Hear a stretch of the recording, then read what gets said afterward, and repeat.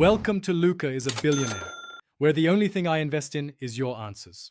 You start by connecting the external speaker or headphones you want dedicated to one app.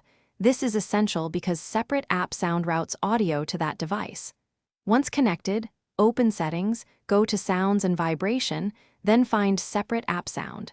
Enable the feature and tap Select. Choose the app you want to isolate and pick the output device from the list.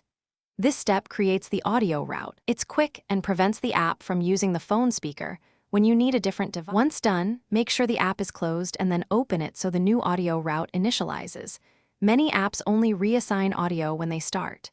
You can then control the app's volume separately using your media volume keys while the app is in focus, because separate app sound keeps that channel independent.